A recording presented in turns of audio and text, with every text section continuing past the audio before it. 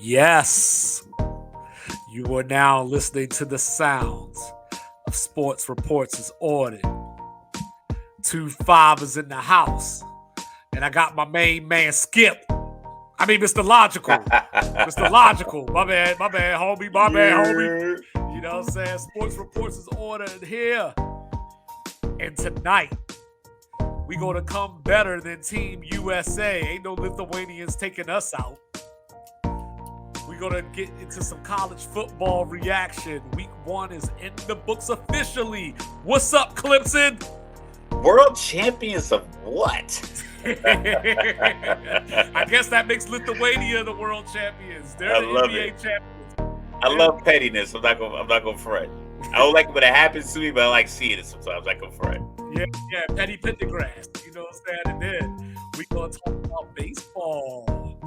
We're getting close to the playoffs. Pennant races are in effect. We're gonna look back at our predictions to start the season and see how we did. Then on Thursday night, y'all, the Detroit Lions and the the Super Bowl champion, Kansas City Chiefs. Of what? Patrick Mahomes is back Thursday night. We'll see if he has Travis Kelce or not. But in the meantime, we gonna get it started with Get It Off My Chest. But Mr. Logical, what is the word? Yo, like I said, once again, every single week, I'm thankful that everybody's tuning in, trying to get these numbers up, trying to get to 20,000 views before the end of the month. So yeah, just send it around, share with your grandma, share with everyone. A lot of people talk to us through social media, so send us your suggestions. We'll go from there. But yeah, like I said, once again, every single time we do one of these episodes, I'm appreciative of you guys allowing us to participate in this and keeping it going. For sure, saying likewise, but hey, it ain't over yet. Technical difficulties there. It ain't over yet though. You know what I mean? Like, still continue to like, share, subscribe, all that good stuff.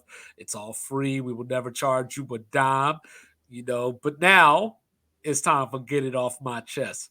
And I'm going to get us started real quick because mine is petty. Mine is something that I don't even really want to address or talk about, but I just feel like I should just because.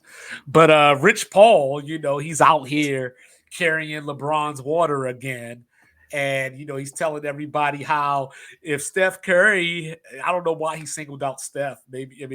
I guess, there's the confusion. Is this the LeBron era? Era, it is the LeBron era, first of all. Like, he's like at worst, he's the second or third best player of all time. It's the LeBron era. Like, cut it out. Steph won some championships. He loaded up his team. But for all intents and purposes, if we go back in time, was it the Tim Duncan era?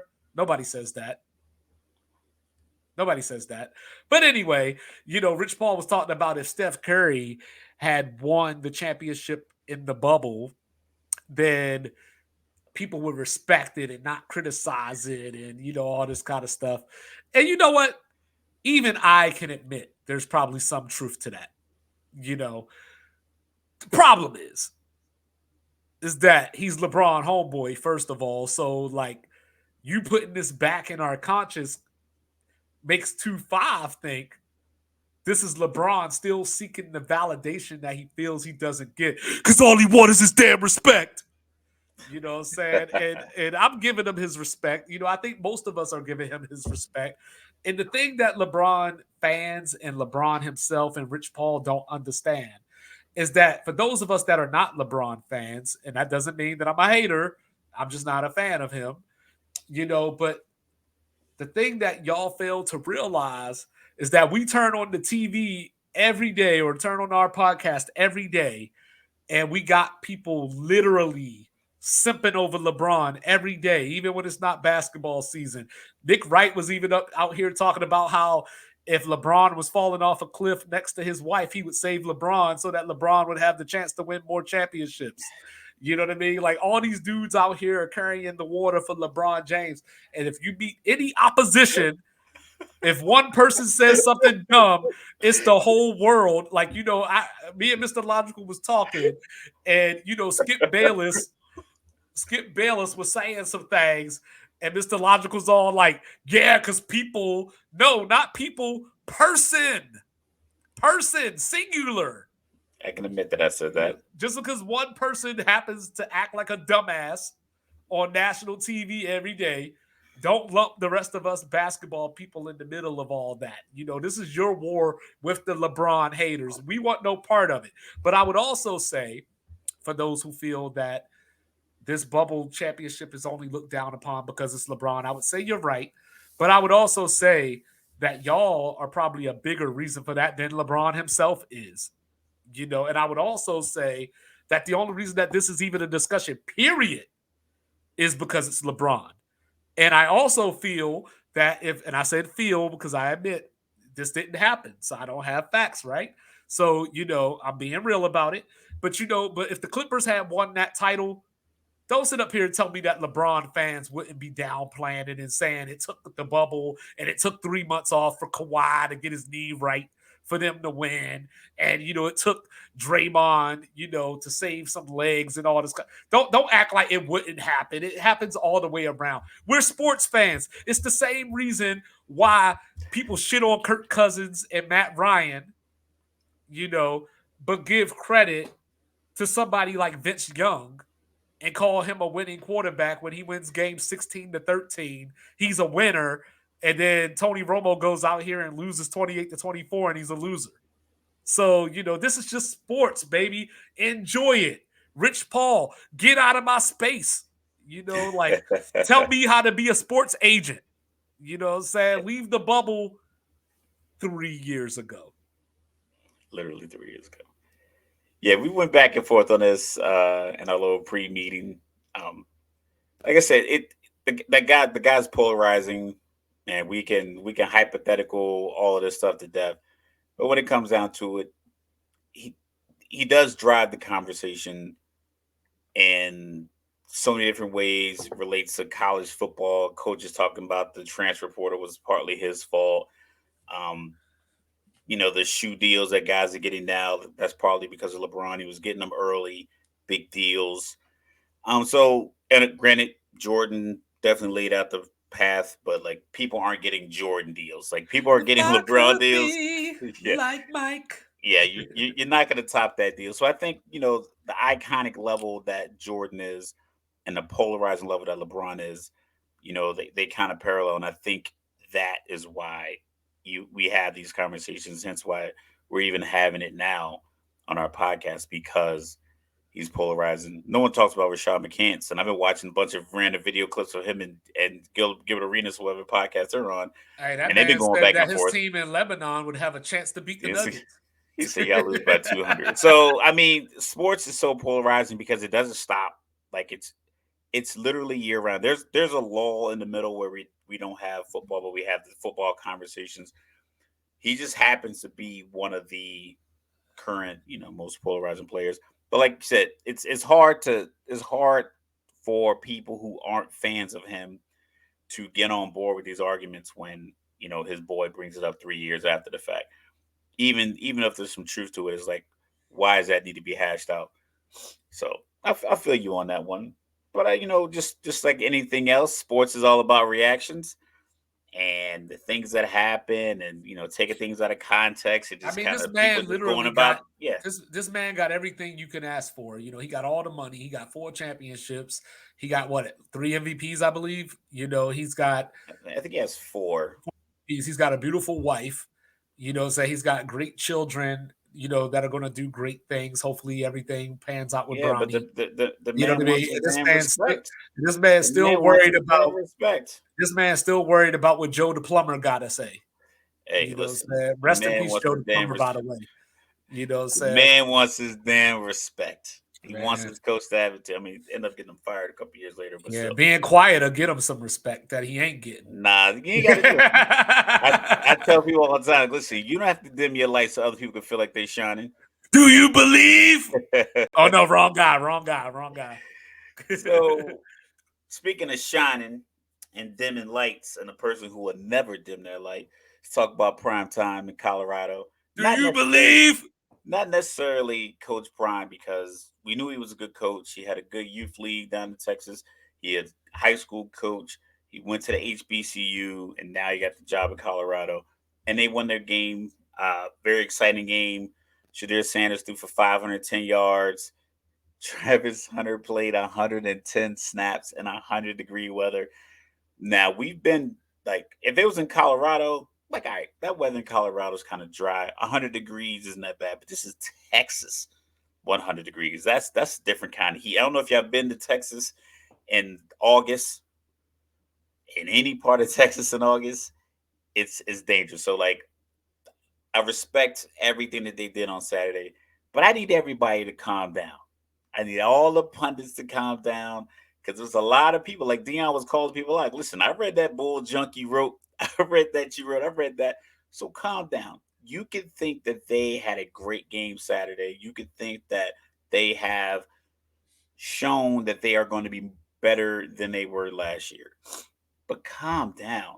Everybody that doesn't get a Heisman, if I had a Heisman vote, I give it. Like, calm down. And it's the same way across the board. I got an FSU fan in one of my groups. Calm down. Not It's me. week one. Yeah, it's not like, just calm down, enjoy it. Clemson lost. I saw somebody post, congratulations, FSU winning the ACC championship. I'm like, yo, how we get here? How we get here this quick? And it's like, I get it. Fans is short for the word fanatic. Like, I actually literally posted in one of my group. Matter of fact, I think I might still have it pulled up. I hope I do so I can read it off. Nah, I deleted it. But it's short for the word fanatic, and I get it. But the pundits who are jumping on the heels of Colorado, keep your same energy that you had. Because I read an article that said Colorado had the worst roster of any of the Power Five schools. Keep that energy next week. Just keep it going. At some point, you might be right. You don't have to switch it up. You don't have to just heap all this praise on Dion. Dion's going to do his thing. He doesn't need you to fall in line and be this bandwagon guy. Like Mike's argument with LeBron, as far as like, look, why do you need everybody to like what you don't need it? You just keep shining, keep doing your thing, win, lose, or draw. Stay true to who you are. Do you believe? Wearing hoodies, I ain't hard to find. I mean, it's like the guy's masterful at what he's doing. I think people need to just kind of just sit back, enjoy what they see, but calm down. Calm down. Like, we're not talking. I heard a pundit talking about the potential to win the Pac-12 this year, go to the Rose Bowl. It wouldn't surprise me if they ran the. I mean, like, if you didn't think that Friday, and let's keep it 100, if TCU plays that fourth down play a little better, they win. If TCU doesn't take their foot off the gas pedal because they're worried about putting their defense back on the field, and they slowed up on their final drive and ran the ball 3 times in a row after they crossed the 50. I mean, you could have just thrown it. You were throwing it. You were moving it with the quarterback. So I'm not saying that he could have lost, whatever the case may be, but it's not the situation where it's like, oh, they were definitely in control of the game from wire to wire. It was a good game. It got our weekend started off great. I love the fact that they played early. I think that's legit. I think that's one of the biggest benefits of college football, because you can talk about stuff all day long. But calm down. Week two will come around, because I'm letting people know before we get into this week one NFL. Calm down. We want to have the same conversation next Tuesday where people talking about, oh, the Chiefs are in trouble. Oh, the Jaguars look unbeatable. Oh, the Vikings are go 0-17. Like, calm down. That's all I'm saying. RELAX. You know what I'm saying? But like, so like, yeah, I felt the same way about the primetime thing. I was listening to Andy Staples, and he had Jim Nagy on his show, who is one of the guys that runs the Senior Bowl, and he was saying that last season Colorado was so bad that he didn't even use any of their tape. Like, as far as like when they were looking at players to invite to the Senior Bowl, if they played against Colorado, he didn't even watch the tape. Like, they're that bad that we're going to gain no scouting from watching this team or this player play against them. So like that's a statement right there. You know what I mean? Yeah. And and I keep telling people, and I guess we'll get into our reaction here. I kept telling people, like, all right, so Chandler Morris, the TCU quarterback, he actually beat out Max Dugan last year. So he was actually supposed to be the starter and got hurt. Correct. But coming into this year, uh Kendra Miller is gone, NFL. Quentin Johnston's gone, NFL. Dugan's gone. And on top of that, you're adding a new offensive coordinator, to the mix as well. So even though he beat out Dugan, this isn't the same system or the same offense potentially that they were going to be running anyway. Yeah, they still So got 42 points. It yeah, they wasn't still like got 42 points. it wasn't like they went out there like, But the we overall talk about point, the Clemson score where they only scored 7 points. but the overall, which is funny because that was TCU's offensive coordinator last year. But the funny part is that all these people, all I heard all last year is how awful TCU's defense is. They don't belong. We all saw and knew what was going to happen when they played Georgia because their defense is awful. And then all of a sudden, Colorado comes out here and whoops on them. And now the talk is, well, that's the team that was the runner-up for the national title. You're like, yeah, they lost 65-7. And you didn't think that they belonged in that title game anyway. So don't use that as Yo, a if point now. you had to take a shot for every time somebody like one of the pundits said national championship runner up, you'd have been hammered. Like if that was a game you were playing, watching the TCU game, you'd have been so drunk. They kept saying it over and over again. But Like, yeah, we get it. They got destroyed in the national championship game. And it's and like the I don't players ain't there. the player's not there. They got destroyed in that game. And even in the game, I think these last three games, they're giving up something like 140, 150 points, 160 points, or some Well, they crazy gave up number like that. 45 Saturday and gave up 65 to Georgia. So that's And I think 120, they gave up 110. 31. I want to say 31 to Kansas State in the Big 12 title game. And then the Michigan game, I Yeah. Oh, think yeah. The Michigan they Michigan game. I gave up. forgot about that. Yeah. So they're giving up 40 points a game, if not more, 40 to 50 points a game in their last Yeah. four games. Like their last your three playoff games and now game one of the season. So I don't know how they were ever 20-point uh favorites, 20 and a half. I wish I would have bet that, Because but I Vegas needs didn't. to make money. Speaking of which, I'm glad you brought that up. Have you seen the line for this week's game? Which game? Colorado and Nebraska. Colorado 8.5. It's in Boulder. Prom's first game in Boulder coming off of this win. Nebraska lost 13-10 at Minnesota, where the quarterback threw 3 interceptions. Colorado by 3.5. Now see, Vegas trying to make their money back because they lost 20 points, even in a college game, is a lot. Because even like we'll talk about the Clemson Duke game because that's one of the games like I'm just gonna talk about the games that I watched. I watched Right, about right, six or right, right, seven games that I was really impressed with. right. Um, that was 28-7, and Clemson had a lot of turnovers, and then Duke got a touchdown late and on last possession. So Well, 20 points is a lot, and Clemson's that was only like, score came off of Duke muffing a punt that gave them the ball at the 13. and that's why a 20 point. That's why a 20 point spread is a lot. Rutgers, they won their game. I think Rutgers, their safety had the best hit of the weekend. Not only was it the best hit, it was well timed and fully clean. Not like clean because they didn't call it, but it was like legitimately playing cover two. Quarterback dropped it in, wide receivers hands up, hands on the ball. Safety comes in, lines him up, but turns his whole body. So when he hit him, he basically just like side bumped him in his chest with his shoulder, but he hit the ball, his chest, his feet went flying. The only thing I'm upset about, the dudes on the Rutgers bench didn't go ape. It happened right in front of them. They're not used to that.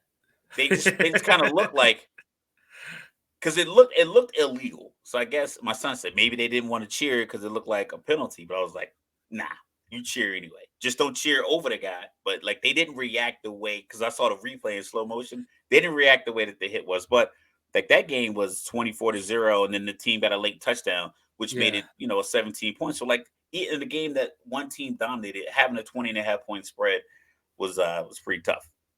But that's Yeah. why Vegas. That's why it's 3.5 now because Vegas is like, we can't make this mistake again. Well, We gotta from get what our I money was back. reading, I think they only have Colorado coming into.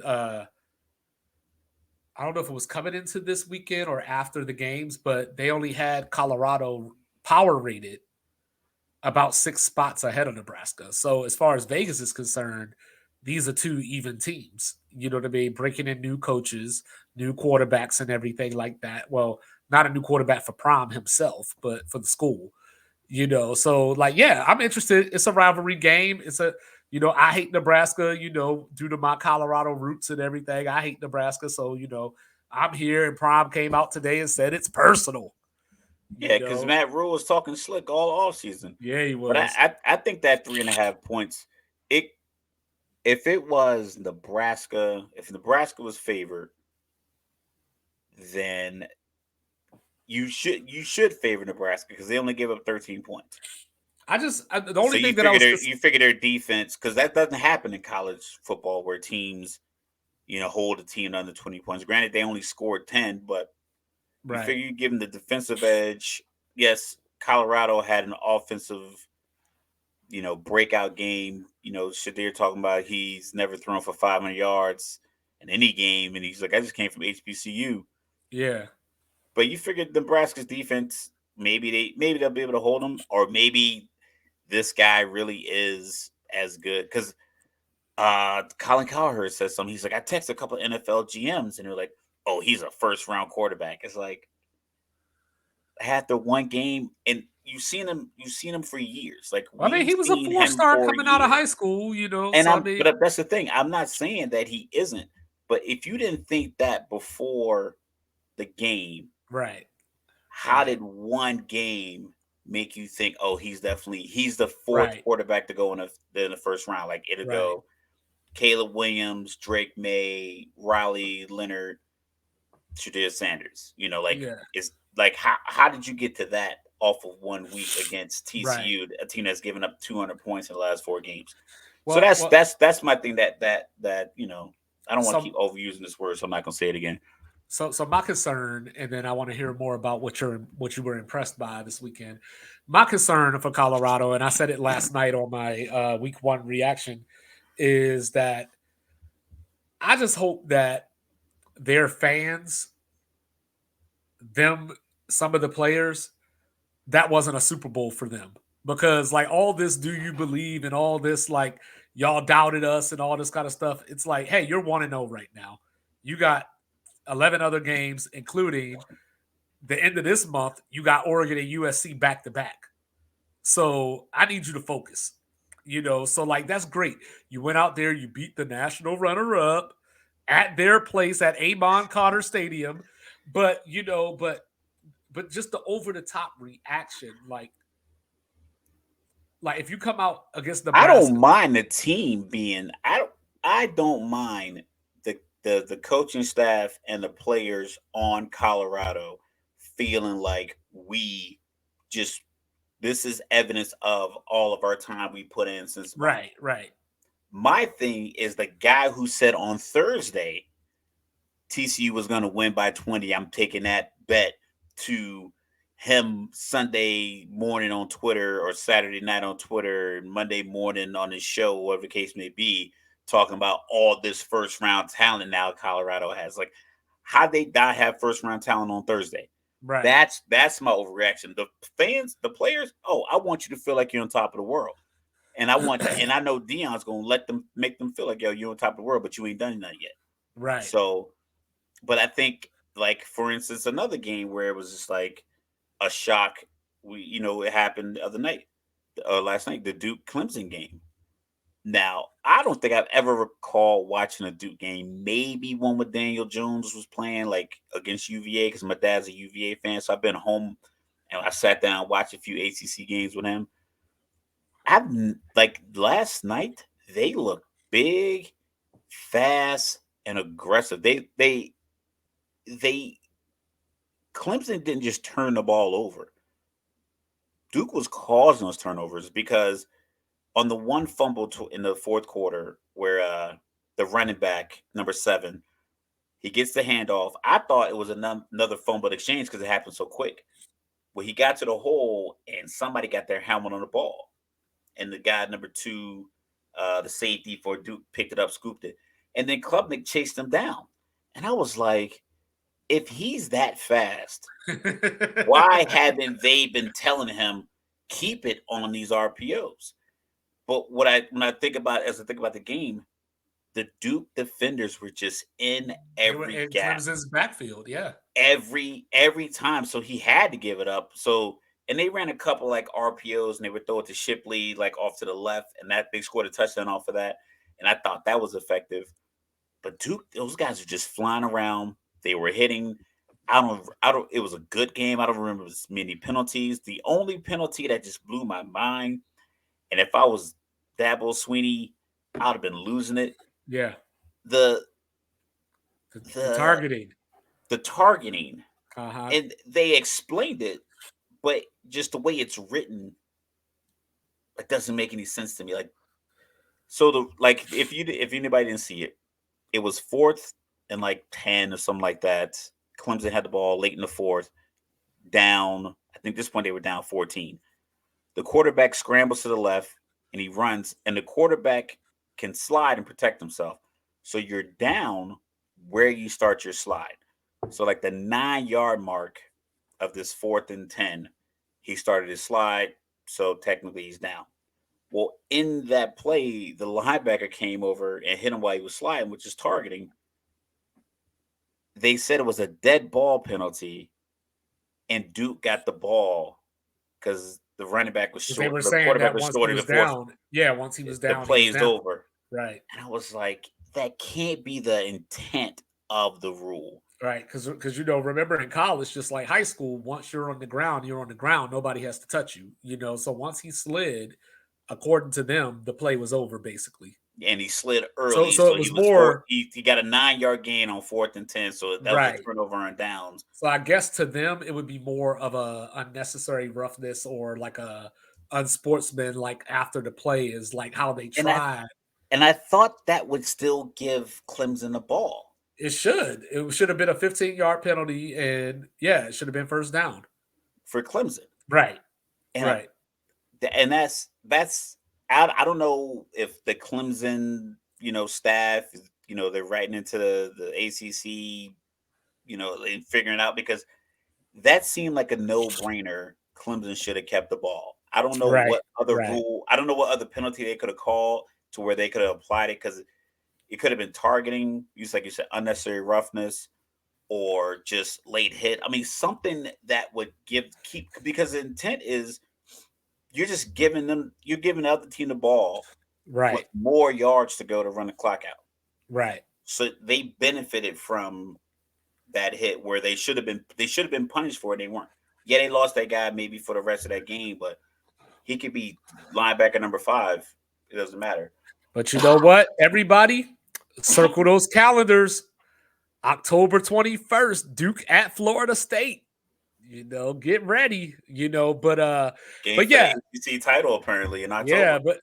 but it goes back to what I was talking about last week. Clemson just doesn't have playmakers. We went through Sammy Watkins, so on and so forth. Justin All the Ross, yeah. yeah, Deion Kane, all the receivers that they had, they just don't have that. Like Williams was supposed to be that, but I didn't see Clemson receivers getting any separation.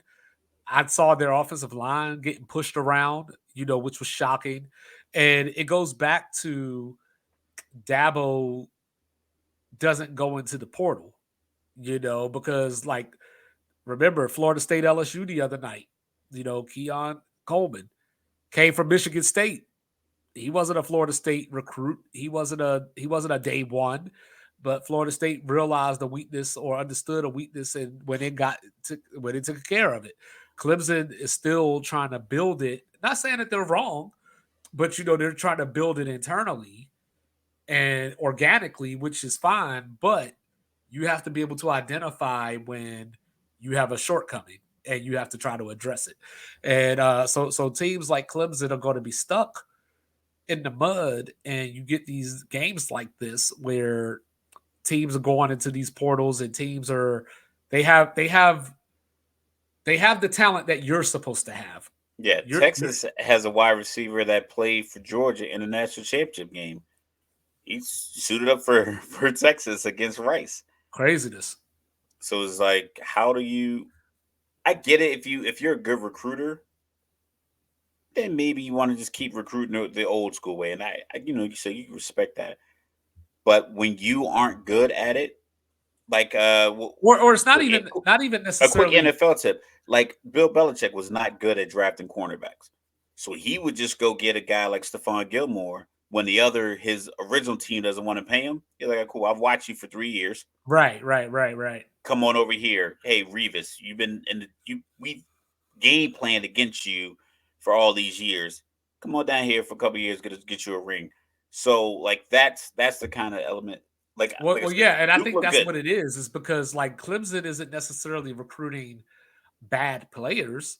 They're in a great place. They're just freshmen or they're sophomores that don't have a lot of playing experience, whereas these other teams are going out here and getting this junior or senior that's been starting for 3 years and Or probably grad playing on a student bad stuff team. like that. Yeah, Right. And so like you are probably more talented than them, but they have the experience and have been there before, so they perform better. yeah. Duke looked like the ranked team last night. Yeah. Like they looked offensively. They looked. Their quarterback did not look like a first round pick. He looked tough. He looked gritty. He didn't look like when I put the TV on and Kyler Murray was playing Oklahoma. I'm like, okay, yeah. If this dude was 6'2", he'd be no doubt he would have been a number one pick. It shocked me that he went number one overall as a 5'9" guy. But watching him play at 6'2", you're like, okay, he's without a doubt a first round draft pick. Right. When you see Caleb Williams, the way he moves around, you can see, okay, I can see why teams want him because he does look like a man amongst boys. The Duke defense looked like they were playing JV versus varsity at some certain point, especially in like the red zone and the green zone. They just were playing way tougher. Hey, and Penn State looked good, but I think once again they kind of overmatched their opponent. They look good. That environment, the with all those fans, I think the number was like 110,000 people. I'm like that. I've driven out to Western Pennsylvania. I don't think there's 110,000 people in that area. I don't know where to get these people from because I drive by farms and there's like one section of houses and then like a couple of buildings here. It's not a lot. So wherever they're getting these 110,000 people to come to the stadium, on top of the probably 10,000 people outside of the stadium and then bars and restaurants around the stadium. it's all the people driving from Pittsburgh. Yo, it's crazy. It's crazy that many people are there, but they looked good. I like the way they were moving, like their quarterback looks confident with the headband and the hair. Looks like That was his first start. he looked comfortable. He looked confident. Pac-12 went 12-0. Uh, Mhm. so I mean, if you're gonna go out, Yeah. you might as well go out properly. Yeah, and I gotta say real quick, Chip Kelly got him one. That Dante Moore, freshman coming in this year, he better start the rest of the season. Like I've seen enough. Like just go ahead, go 8-4 this year, and join the Big Ten next year, ready to rock and roll. I didn't see any UCLA games. But who's Dante Moore? Quarterback, wide Yeah, he's the receiver quarterback, freshman quarterback. from He where? was he was an Oregon. I don't know where he's from, but he was an Oregon recruit originally, and then he decommitted from Oregon and went to UCLA. So but he didn't start. He didn't start. But Chip was rotating quarterbacks, and he came in the game and just jolted the offense. Threw a nice long touchdown pass. Like he just looked the part. Like he just looks like when I look at Chip Kelly and I see what Dante Moore brings to the table, it looks like one of those perfect matches.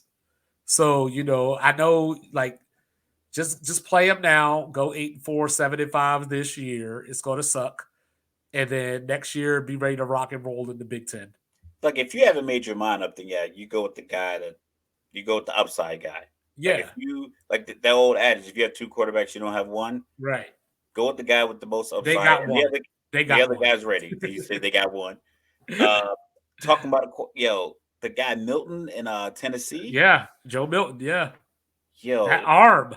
this dude casually. I watched the replay probably like 4 times. I was doing the math. He casually flicked his wrist. His back foot was on the 13-yard line. The ball came down. I want to say like the 23 when the dude dropped it. He was wide open, but it just was like you're not supposed to be able to do that as a human. Like just what some of these guys can do. They talk about the backup quarterback in Texas when he came in the game. He needs to learn some touch Yeah. because right now he was out there throwing slants like Brett Favre. I'm like, dog, you're gonna break somebody's face mask if they're not paying attention. But he Yeah. was throwing it hard, and he was like, and I'm like, yo, y'all up 38-3 or whatever the score was, and you just came in. But he was So throwing some so so heaters. speaking of Tennessee, real quick, where did it all go wrong for UVA football? Like UVA was such a proud team, Like what's wrong with UVA? It's the same. It happens to a lot of the schools that have high academic standards and they rest on those academic standards versus whatever they get athletically. North Carolina has high academic standards. Like I Mhm. said, when I was in high school, I just thought all these schools that I saw on TV, Duke, North Carolina, Virginia Tech, Georgia Tech, growing I went to high school in Virginia. So I used to see all these teams. I didn't realize how difficult it was getting to college. Like my junior year in high school, and I was looking at the SAT requirements, GPA requirements, community service requirements, everything else, the classes you had to take.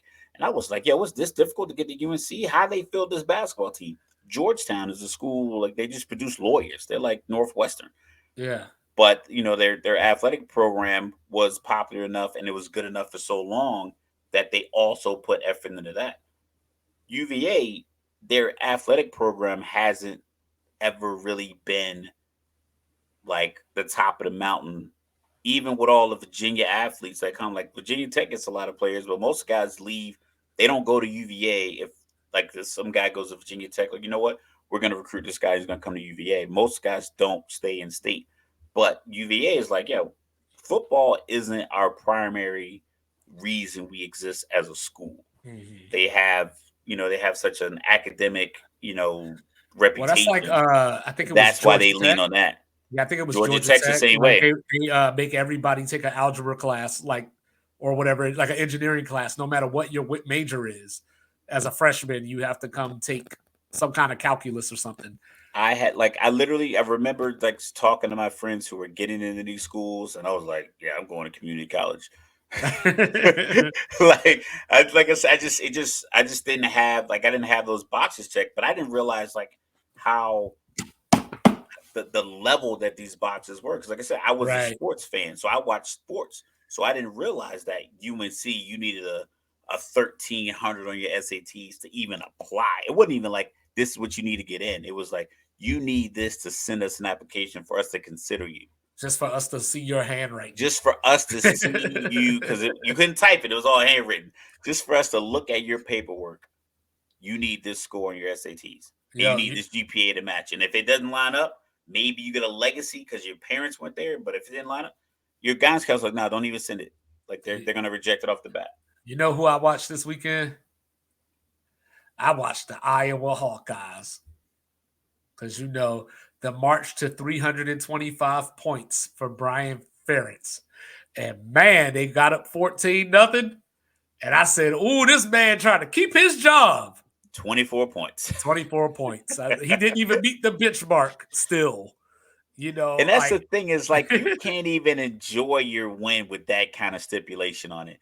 Your guys go out there and play their asses off, and the score is 14-14, and they drive in the field goal range, and you win 17-14. You're like, man, my average is I know. no, my average is 21 points. It's like, Yeah. So he already behind. He already behind the eight ball, yeah, And they got Penn State in a few weeks. So, yeah, it ain't they're getting 7 points out of that game. and then Oregon State, my surprise pick to make the Pac-12 title game, DJ Uyangale, look good. They like I was watching Clemson last night because Cade Klubnik is supposed to be the future. So, I wanted to see that contrast. Like, what is he doing that they felt DJ wasn't doing? And as I was watching them, even though they had a new offensive coordinator, they looked like they were running the plays that DJ was running for Cade Klubnik. But then when they ran him in Oregon State, it worked. Yeah, Kate, like I don't know if it was a matter of not knowing what open is on some of those routes.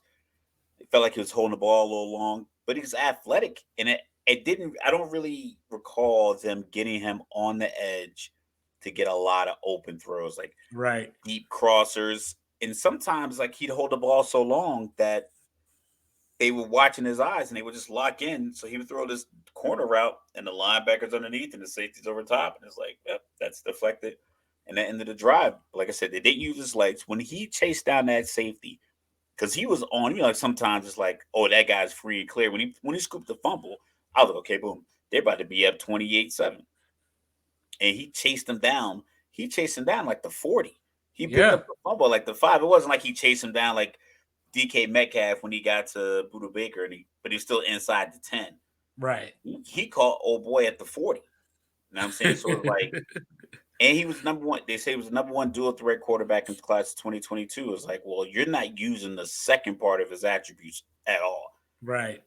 Right. So How about the Gamecocks getting mollywopped by the Tar Heels? why did Frank Beamer grab old Mac Brown grab Shane by? Beamer. Shane Yeah, Beamer. yeah. I'll call him Mac Beamer. What? Like I saw the pictures. I was trying to figure out like what happened here. Was it like a hey, I know your daddy kind of thing, or Yeah, I like why think did he he grab him was. like that? Yeah, I think that's what I thought it was. But like, man, Spencer Rattler got sacked 8 times. Could have been a lot more than that.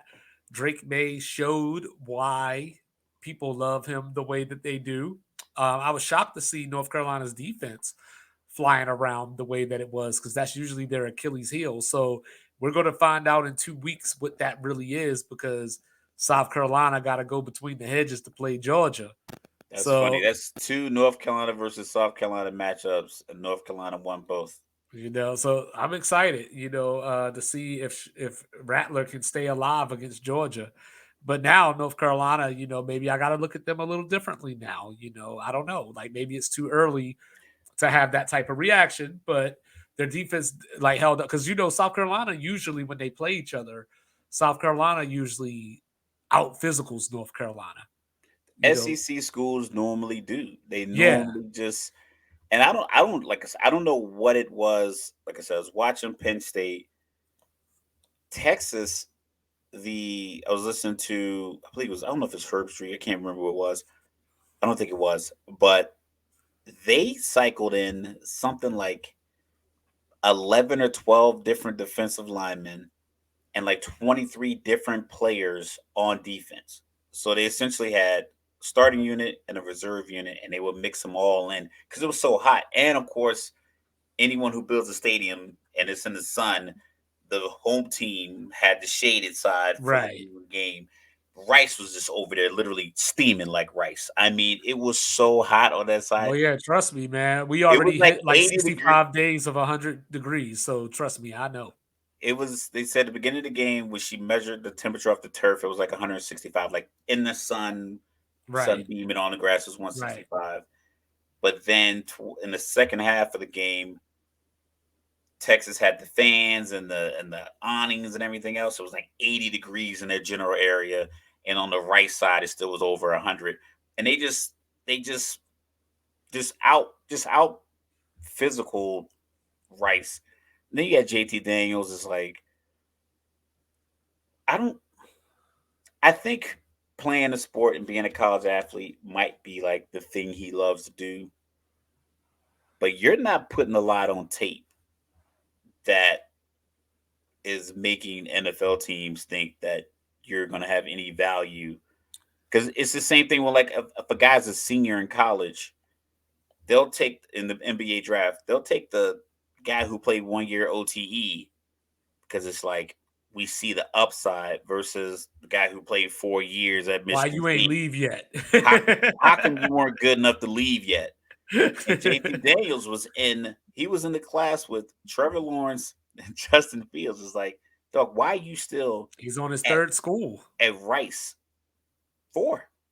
or four. Yeah, his fourth Yeah, he school. went to USC, USC, Georgia, West West Virginia, Virginia, and now and now Rice. Rice. Yeah. And it's like you should look like the way your boy down in Florida State looked. 23-year-old quarterback playing against 19 to 20 and 21-year-old defensive players.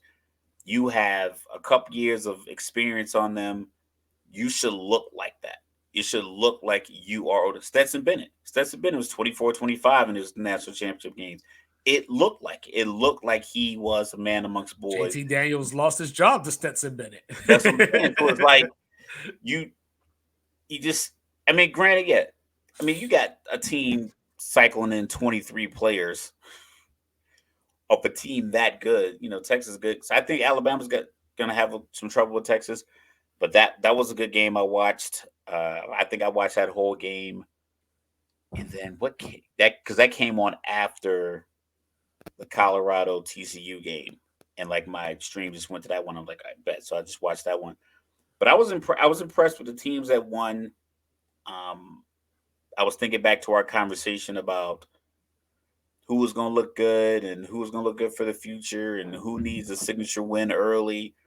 Like I said, I like Penn State. Obviously, I like Utah. They're gonna have to do more with the offense. They got to be more productive or just a little bit more explosive. FSU looked good. LSU playmakers on the outside. Do you have them? Is Jaden Daniels?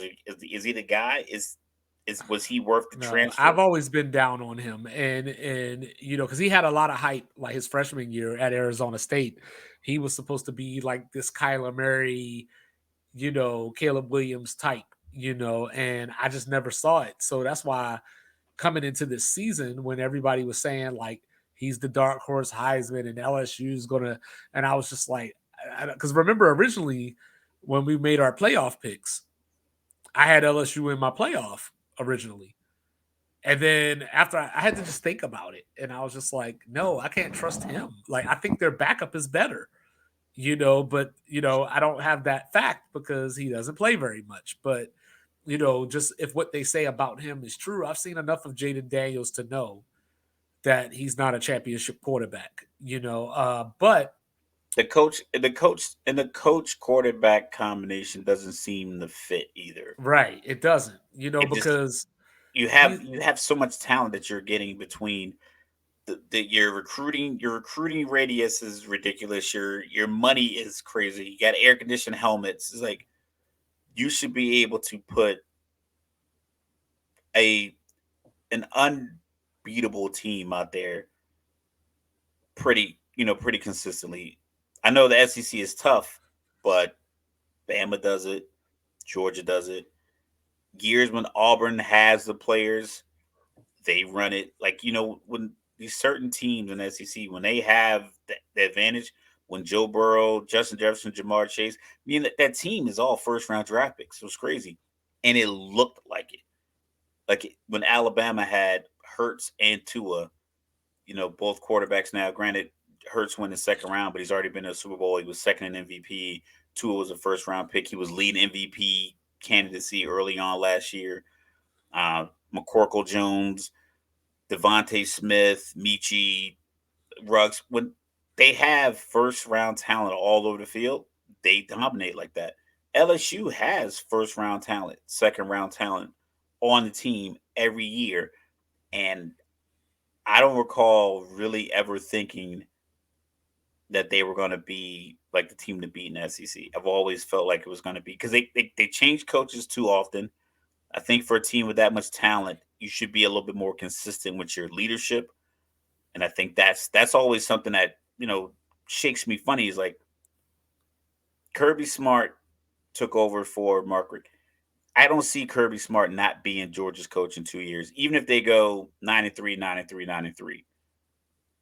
I don't think they would use like, what, we need a new coach in here. I think they would still trust his process, trust the fact that he got him back to back national championships the same way Nick Saban, because Nick Saban had a couple of years where they didn't win it all, or they didn't win the SEC, but they didn't say, you know what, I think we need to go a different direction. So I think LSU does that a little too often.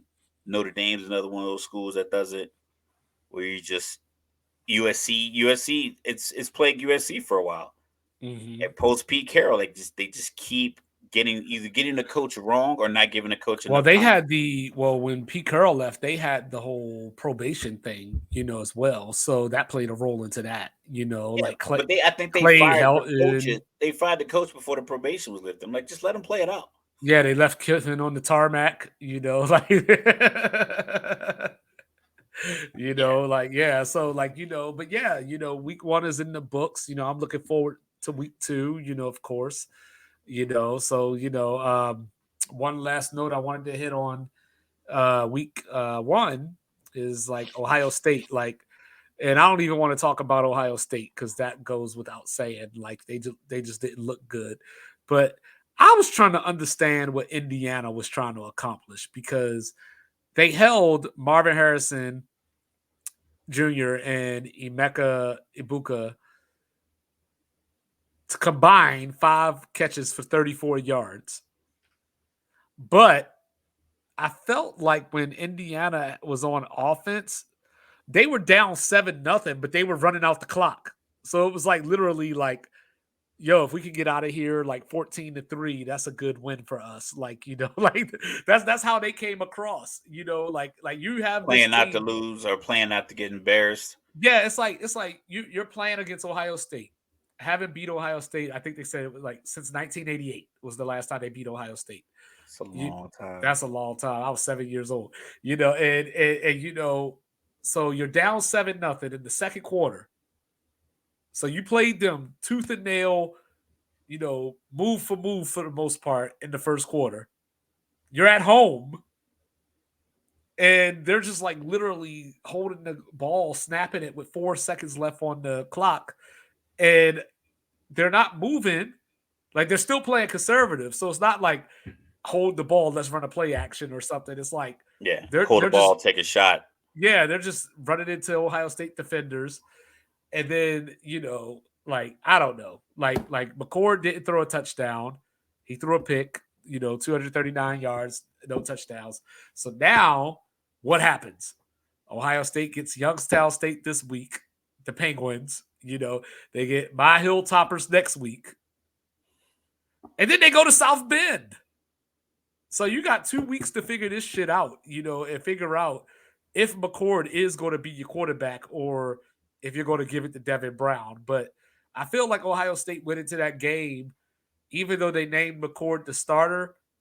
I think there was still wiggle room where he was on a leash or something. Like I felt I think like, most of these schools are probably replacing quarterbacks. That's why they're lucky to get this preseason these preseason tune-up games, because either the conference opponents that are normally just at the bottom of the rankings at the every season, or you play a Youngstown State, or you yeah, play Clemson was happy to see Duke instead of North Carolina.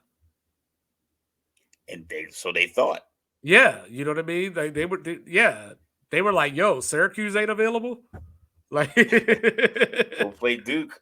Should have yeah, played should have played somebody else. Should have played like Norfolk State, or what I'm like saying? They you got should Charleston have played. Southern this weekend. You should have played them. Yeah. So Like, but if you want to be on TV, I guess you do that. But it's, like I said, it's the same narrative when you pick your homecoming game. You pick a yeah, team that's traditionally beatable, mainly beatable by you. yeah, So you're not at the dance, just thinking about football. Like, man, I wish I got that sack. Like, you yeah, out there, you ready to turn up. So yeah. This is my opportunity to let America know that the team that Mr. Logical chose to win the World Series is now 69-69. yeah, now, it's not been granted, wrong before. Now, granted, their best player has only played 64 out of the 138 games, or 65 out of the 138 games now. So, we'll give him a little bit of a pass on that one because Aaron Judge was hurt for a majority of the season. But I'm looking at this, and we were looking at the playoff matchups as they would stand today. Correct. So walk us through that, Mr. Logical. What the American League looking like today? You just want me to do it just so I can say the Orioles at number one. No, I just want you to do it so we can talk about baseball. Shout out to my pops. He's an Orioles fan. He's been an Orioles fan his whole life. So You know what I'm saying? How about those O's? I I wish we talked baseball more because this is a pretty You remarkable can turnaround. start Because it off with the National League if it makes you feel better. no, I like the American League. There's more American League teams, you know what I mean, that I rock with. I have more American League hats. We'll go with that. Uh, then we got Houston number two. Always seem to be in the running. They just like they built their team and they just made the right moves to keep their guys competitive. Got Minnesota Verlander back. got Verlander back. Didn't even have to Photoshop pictures of them. They just use the same ones. So we got Minnesota three, Tampa Bay Rays, always a good team, but it just doesn't seem like. I think collectively, it just doesn't seem like baseball keeps the fans. We talked about that, and now Seattle at five, and then you got Toronto and Texas vying for the sixth and final wild card spot. It's a tight race in the AL West. I like the new format of getting six teams in. The best of three first round, best of two second, best of five second round, best of seven third and fourth. Third round being a championship series, and then the World Series best of seven. Because I was always weary like this October weather sometimes can be tricky. You're playing a baseball game in October, it might be 30 degrees, 35 degrees during the day. You're trying to throw a baseball at 7 p.m. because you want the prime time game. It's a pretty cool game. Like one of my one of the family friends, their son plays travel baseball. They have fall ball. I'm like, is there when they cut off the temperature? He's like, man, sometimes it's some cold games, but you just play them as quick as you can. Yeah, yeah. But yeah, so I like the matchup. So at this point, you'd have Baltimore and Houston with a first round bye. So you get the 3-6 matchup of Minnesota versus Toronto or Texas, and the 4-5 matchup Tampa Bay versus Seattle. Seattle, I saw some the other day. They didn't make the playoffs when they had Randy Johnson, Ken Griffith Jr., and Alex Rodriguez on the same team, Mm-hmm. and A Rod and Ken Griffith Jr. were like second and third in MVP voting. It's like how you missed the playoffs, but And then baseball, if I remember correctly, right after A Rod left, they won like 116 games or something like yeah, that. yeah, A Rod was like a curse for a Did while, but they? yeah. Was So Ichiro on those teams? I don't think so. I think That was Ichiro was before a little, Ichiro. Okay. yeah, pre Ichiro. So you had some correct picks, up to this point because September is crazy in baseball. It I is. remember It the is. years when the Rockies went on that run and they won something like 21 out of 22 games. Mm-hmm. St. Louis did it one year where they went on this run through August, September, and they had some crazy shot like 14,000 to All one right. to win the World Series, but then they went on this run.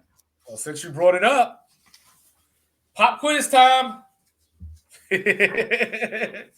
What team has the best record in the major league since August 1st?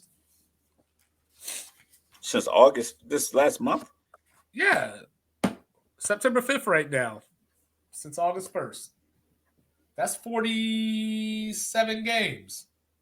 Oh no, I'm August, sorry. Hold on, I'm looking at the wrong one. My bad. But yeah, no, go ahead though. But still August. August. With AL with American League No, just in the league. In the league. in the league, Yeah. Cincinnati. No. Cincinnati's not even top five. Oh well, they have 44 comeback wins this year, so Yeah, that's there you go. yeah. So I just watched their game, and they have a star in Dela Cruz. Oh, Like that yes, they dude, do. Yes, he they beat do. out a dribbler to shortstop. But to answer your question, I'm out. Phone a friend. What we got? Because I It's the would keep guessing Dodgers. them.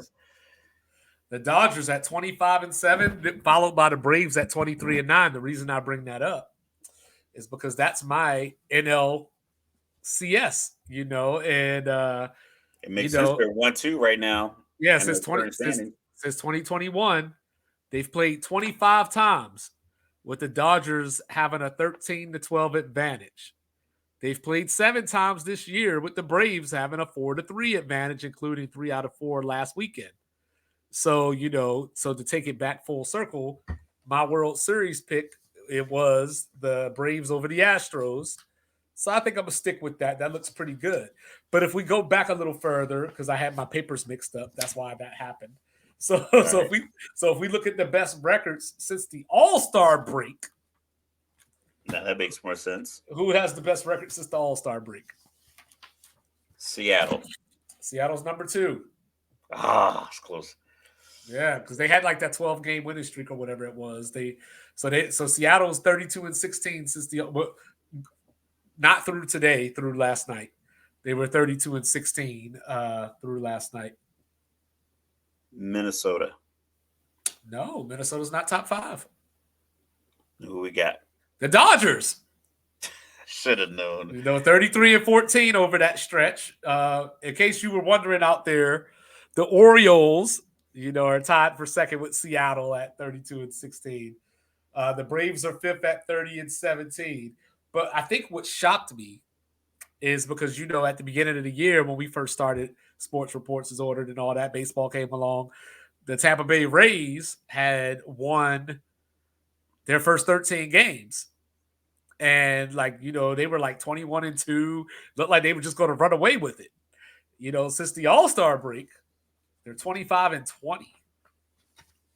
You got to come back to the quote 25. Come back to the mean. Yeah, since August 1st, 18-11. So Tampa Bay's had a rough run of it. I mean, don't count them out though, because they're always there in the thick of it. So come playoff time, I think they will be a dangerous team. But I'm going to stick with the Braves and the Astros. But 2-5 doesn't always get it right, because I picked the Cardinals. I picked the Mets. I picked the Cardinals to win the NL Central, and if you notice, they're in last place behind our beloved Pirates, who they started off they were so impressive when they started off. Hey, I'm keeping the dream alive. The Pirates are only like 7.5 games out of the wild card. I'm keeping hope alive. So they got to have one of those Colorado Rocky kind of runs. What I mean? Crazy things have happened. Well, the Mets aren't even out of the wild card just yet. So, I mean, they are for all intents and purposes, you know what I mean? Unless something crazy happens. But theoretically, they still have a chance. Yeah, you get a streak, you get them early, you get an 8 out of 10. Right. Then you'll win, then you'll get 6 out of 10, then you'll go 9 out of 10 or something like that. So if you're a good team, that's how it would go. Like you'll have a stretch where you're just on, and then you average, and then you're on and you average. Whereas some teams are just they play average and then they play poorly. Like it's not a lot of like the Yankees right now are playing that kind of like on poor. Right. So they're on for a little bit, then they're poor for a little bit. Hence why their record is 69-69. Most MLB teams are just like you get like the ebbs and flows. Right. And that's why it's not a lot. That's why like a lot of those teams are sellers at the trade deadline, because it's like we aren't playing. We don't have a streak where we are 8-2 in 10 games or 17-8 over 25 games. We don't have that block and that we've completed. So it's like, let's just go ahead and move some of these pieces, get off some of these salaries, and then come back and get these young guys in there, get them swinging bats, get these guys up from the minors, and then just see if we can make it through the season and be ready. Lock, clock, ready to rock for the following season. So I think a lot of baseball teams make that. And unfortunately for the Rays, formerly known as the Devil Rays, they got some other things going on as well. They got Wander Franco, career high 281 with 17 home runs and 58 RBIs, on administrative leave because he's been accused of touching young girls. So that's going to be hurting, come playoff time. The Dodgers, in related news, not the young girls, but Julio Reyes, domestic violence. Yeah, domestic violence. So, he's on felony domestic violence. Felony. Well, not even domestic violence. I had to look this up because, you're the legal guy. So maybe I'm going to lean on you to maybe explain this. But felony corporal injury on a spouse or cohabitant. It means he beat the hell out of her. Okay. Corporal corporal injury. Because I remember back when we were young, when our parents used to whoop our ass, they called it corporal punishment. So like that's where my mind went. Like I was like, damn, was he out here hitting her with belts or like, was he like, I mean, I'm not trying to joke around about it, but like I was just trying to like figure out like, what does that entail? But yeah, so that could come back Just to just bite the think Dodgers. about this. His bond was $50,000. I'm not saying most you get domestic. It's like a misdemeanor. You push her, police come. It counts as it meets the criteria.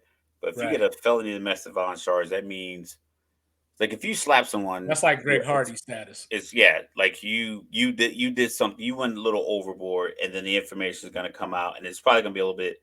It's probably gonna be tough. It's probably gonna be uh, either he has a history of it, or he is just like he just went over the top with Right. whatever. Either he pulled a weapon, or he hit her with something, and maybe hit her with a gun, hit her with some, or the fact that he's a professional athlete and he's beating on her, like say, oh, he's strength and condition XYZ. Essentially, his body becomes a weapon. Like Right. Mayweather and Mike Tyson and these boxers, they are considered like MMA guys when they get these charges because you're considered Uh-huh. a weapon because of your like what you do physically. What you do is your day to day job makes you a weapon in that Yeah, regard. for lack of better words, yeah. So yeah, like you also you picked the Brewers to win the Central, so that's looking good right now. You know, you know, the AL you didn't do so well on, like the Guardians, you know, Yeah, yeah, I didn't do so well there. yeah, Um, I picked the Padres to win the NL West, so that wasn't my finest the hour. Padres spend so much money. They're like the Yankees of the West. The Yankees, Red Sox, Dodgers, Padres, like the amount of money that they spend on some of these guys, the contracts they're offering, 12 years, 400 million, Well, I was you pretty know. close to picking the Padres to win the World Series because we talk about the Buffalo Bills and how Kansas City is their boogeyman. That's how I felt about the Dodgers. So when they eliminated the Dodgers for the playoffs last year, I thought like, okay, like Carry over. yeah, they exercised that demon, even though they lost to the Phillies. It was like they exercised that demon, and now starting a new season, Tatis was coming back. It's like, everything's just falling into place for them. Now they still have a chance to get a wild card spot. I believe they're 5.5 back of the Giants for one of the wild card spots, or behind the Marlins right now for one of the wild card spots. Last I looked, so they still have a chance to get in. So maybe hypothetically, if they get in, match up with, they get the 6, match up with the 3, maybe they could beat the Brewers and then get the Dodgers in the second round, and maybe we'll see if there's Like, something to that. so when I'm looking at the standings right now. Yeah, So all the teams in the NL, National League, like their last 10. So you got a couple teams, Braves, Phillies, 7-3 in their last 10 games. yeah, Then you got 6-4, 5-5 for the Mets, 2-8 for the Nationals. And it seems like every division has that. A team that's 6-4 in their last 10, 7-3, 5-5, another 6-4 and 4-16. That's NL Central. And then out west, same thing. 5-5, 4-6, 4-6, 4-6, 2-8. So teams don't tend to get hot. Like they like I said, they taper off. So the right. Padres would just literally have to get hot because they're 20 games back in their division. Yeah, they're And then not it's like, catching are the you are division. you Yeah. are you motivated? Are you motivated to even get to the wild card? Like, are you? Do you want the season to go past September? Well, Toronto is the only team so far publicly that I've heard address it. Their manager and a few of their players came out a few weeks ago and said something along the lines of like, I don't know why we're not being urgent right now. So they're the only team that I've heard like that has explicitly. Yeah, but they have 76 wins. They don't have 66 wins. If they Right, had right, right, 66 right. wins, they would be planning whatever trips people go on 1 October. Like where do people go on 1 October? Because it's We probably go to going to be Hawaii. Toronto's going to be kind of chilly. So like, are we planning this trip to? Are we going to do this Alaskan cruise line? Because I'm gonna be free October 1st because I got 66 wins, and Right. there's 25 games left in this month, the 25 days left in September, and we need like solid 90 wins to, or like we had 66 wins, we need about 82 to 84, and we are 6 games back. Like, yeah, All it's right. So unlikely. all right. So I'm gonna stick with my pick. I'm gonna stick with the Braves over the Astros. All right. So you got your Yankees that are out of it right now and probably Correct, not gonna correct. get back in it. I You mean, they're know. 7-3 in their last 10, but Yeah. So they got so to go 27-3 in their last 30. so this is your mulligan. This is your mulligan. Who you got in the World Series? All right, so shout out to my pops. I used to like when I was playing baseball. I was a big Braves fan, so I'm gonna go. Baltimore beats the Braves Okay, I can in live the with World that. Series. I can live with that. We'll You go know with what I that. We'll mean? go with that. I think that'd be dope. Yo, it's so Maybe even I'll crazy. buy a ticket. World Series tickets aren't crazy either. It's so crazy. I was thinking about this the other day. I was talking to White Adam because he's a Braves fan, and we were talking about the possibility of Baltimore and Atlanta, playing in the World Series. And I was telling him like it's so crazy because like growing up, like I don't know if I had that Daniel Snyder in me or what, but I just liked all those Native American teams. I'm a Florida State fan. You know, um, I was like I wasn't necessarily a Braves fan, but I was a Cleveland Indian fan a little bit. Like, that was like my other team, like I like the colors. That was that like, and like I said, I was a Falcons fan, and I played baseball, so I started kind of rooting for the Braves a little yeah. bit more. Um, Well, kind of how you fell in love with Deion Sanders was kind of how I looked at Kenny Lofton. That was I my like guy. Kenny Lofton. Yeah, I that used was to, my I used to guy. love stealing bases. That was my move. He stole home in the World Series, Like if and you look, if you looked away, because I was small, but I was quick, and I was yeah, I was ready to go at all times. Like you yeah. had to tell me not to go. I'd hit a single, and I'm like, if you bobbled it, I'm taking two. At least I'm gonna try. But yeah, I'm gonna try. I was telling him I got to make it down to Truist, the Braves' new stadium because I went down there in January and I went to the district. I was down there. I was like at the Braves shop and everything, but obviously it wasn't baseball season, so I didn't get to check it out. So like if that Baltimore Braves World Series happens, I might have to try to get to Truist. As long as it doesn't mess up my budget because these Commander Cowboys Thanksgiving tickets are coming out the ass. Woo! Woo! But I saw Giants Cowboy tickets. I for think Sunday on night, said they were like it was like 271. So that was on SeatGeek. So that 271 is the yeah, that cheapest. ain't the fees yet either. Yeah, so like that's 271. And like I said, MetLife Stadium is, I don't know how all NFL stadiums are, but it's awful. Like the top section, I'm like, I don't even know why y'all built this. It's awful. It's like you're sitting like this. It's like you're on a roller coaster. It's so far up. Like every time I go to MetLife Stadium for different events, through my son's football league, or when I went to a couple of games, I just look up there like, who would leave their house, pay for a ticket to sit up there? Yep, Like I said, at least give yep. me cheaper concessions. Yeah, I learned that lesson the hard way because You I've went to the been Rockies game.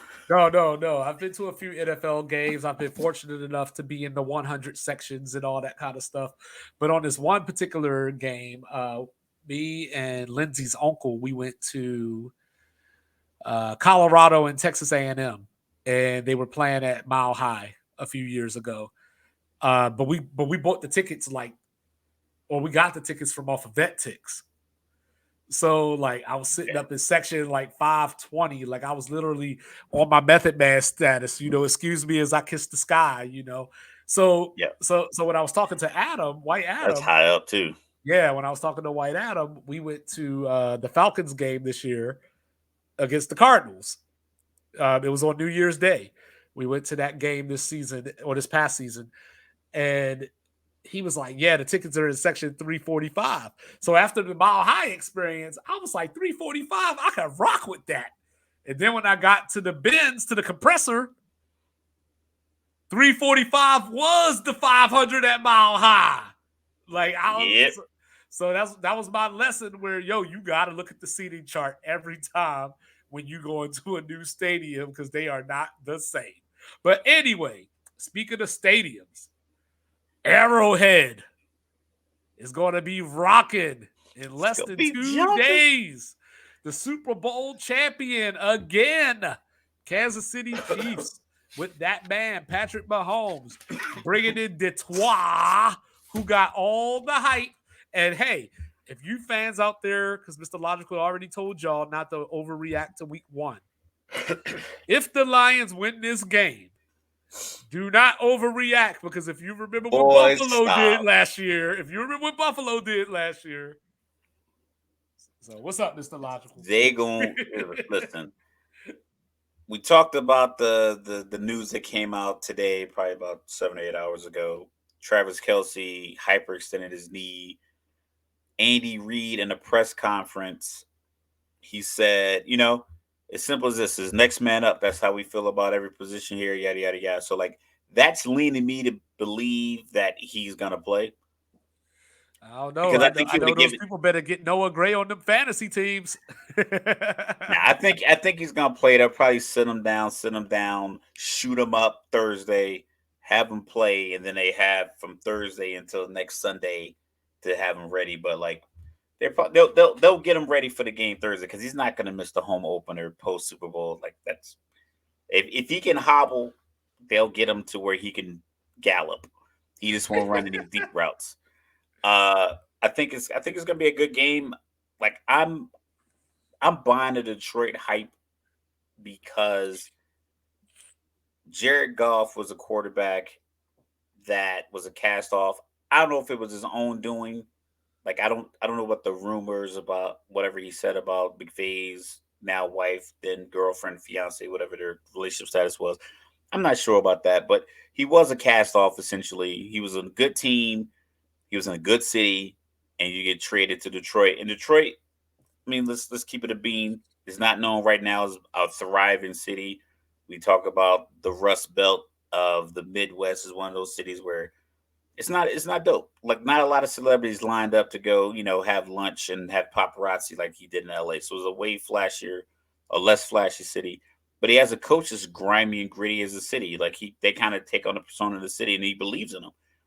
And when the coach believes in the quarterback, the coach believes in the team. The coach preaches toughness. It teaches tenacity. I think you can use that and essentially outmuscle a Kansas City team that may be a little bit more finesse than grit, especially without Chris Jones. I'm not sure how strong they are in the middle. I don't know what their linebacking core is going to be able to. If they don't get Chris Jones in the fold by Thursday, and if he's ready to go, even if they sign him today, which is it's about to be Wednesday here.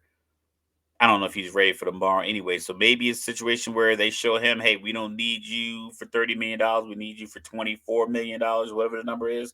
Or they come back and say, hey, man, you want $35 million because we need you because Detroit ran right up the gut all night long and Jared Goff didn't get touched all night long. Well, I would like to tell you that Kansas City still has some talent that can rush the passer. I just don't know how to pronounce none of their names. Like, but they got them, so I'm gonna try. Felix Anadike Uzuma. I'm gonna roll with that. I apologize if that ain't even close. You know what I mean? But young and talented, George Karlaftis, Yep. Mike Dana and BJ Thompson. So like we talked about this offline a couple of weeks ago. Like Kansas City has talent on defense. They're just young. Like they got McDuffie back there in the secondary. They got Nick Bolton, our guy, the Super Bowl hero. You know, like they have talent on their defense. They're just young. Like they're not getting paid yet. So like people don't tend to think of them as good. I mean, obviously Kansas City's defensive numbers don't necessarily look good as far as rankings or whatever, but somehow They defense make wins championships they make and plays because they know right, tie game, one possession game. If we get Patrick the ball back, they will make something happen.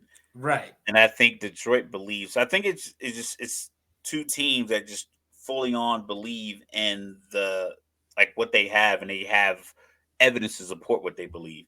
right, Like right, a right, jet, like the Jets. I don't know if the Jets as a team have enough to believe like, oh, if we get the ball to Aaron, this will happen. Whereas Detroit can be like, yeah, if we get the ball to Jared Goff and it's 4th and 1 inside the 20-yard line in Lambeau, Aaron Rodgers' last game in Lambeau, he's gonna make this throw, he's gonna make this play, like so. I think that's the difference. That's yeah, and and that don't be shocked. Don't be shocked if Jared Goff gets up for this game. You know, remember the Monday night game against Kansas City. Granted, he was at in LA. 54 to 51. Yeah. So it might be one of I those. think every week, like I think each team had a defensive strip sack touchdown. Yeah. Uh just Yeah. what Tyreek Hill should never, ever, ever, ever be wide open. So You should never miss that assignment. I don't care if you miss assignment on any other player in the league. Tyreek Hill, every play. It shouldn't even be a fancy play call. It should be, hey, you got Hill.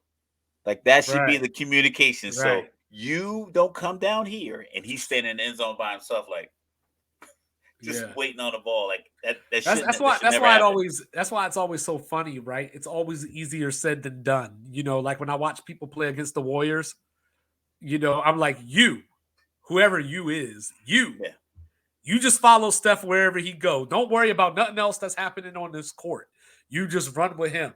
But you can't fight that instinct of like, I could jump Trying to that or strip. like, I can yeah, strip this ball from Clay yeah, like Thompson, and then you look, and then you look back, and and you're Clay like, and oh, Steph's at the rim yeah, like getting the bounce pass. so I get it. You know what I mean? Detroit is going to be without Jameson Williams. Serving his suspension, 6 games. For being a FanDuel. dumbass. Like he didn't hear about Calvin Ridley or whatever. But so first of all, I've been going back and forth on this game. Like I really want to pull the trigger and pick Detroit, but the more and more I think about it, it's Arrowhead, and Kansas City is used to being the target. They are used to. They've been here. Like so, last year we talked about Buffalo. Matt Stafford had never been in that position before of being the hunted. And everybody trying to give you their best shot. Kansas City's been dealing with this for the last 5 years. So whether Kelsey plays or not, they've been here. They're going to find somebody to get the ball to. Like one day, McKinnon might be the guy. Pacheco go and get you the next week. They got Sky Moore waiting, Kadarius Toney. They got Rasheed Rice, the rookie from SMU.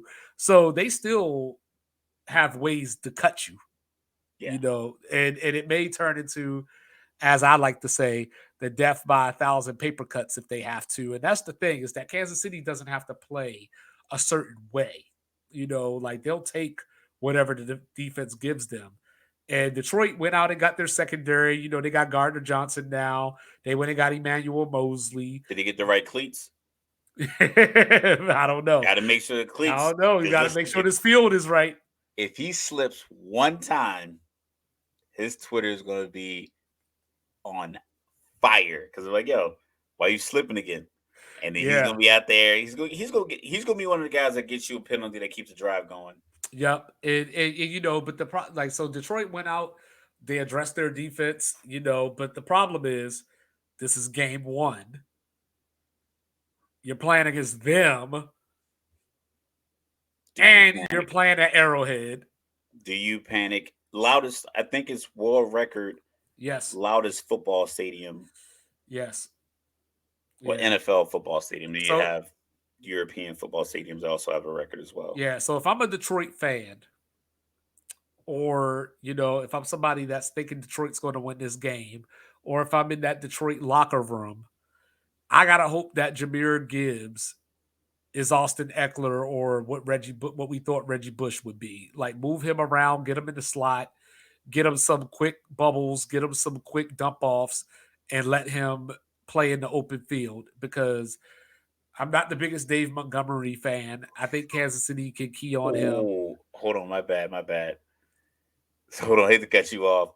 So I'm watching the the A's and the Blue Jays, and Espinal he hit he hit a little blooper to right field, and on his back release his bat, it hit the catcher right in his nuts. Like the Oh, whole bat, like he let the bat go and it went straight back, like the whole bat just hit him like that. Boom. oh, He stayed in the game though, but like literally he caught. That's why I was like, oh. ooh, so my bad. Jameer Gibbs in the slot, Woo, woo. yo, the Yeah. whole bat, dog.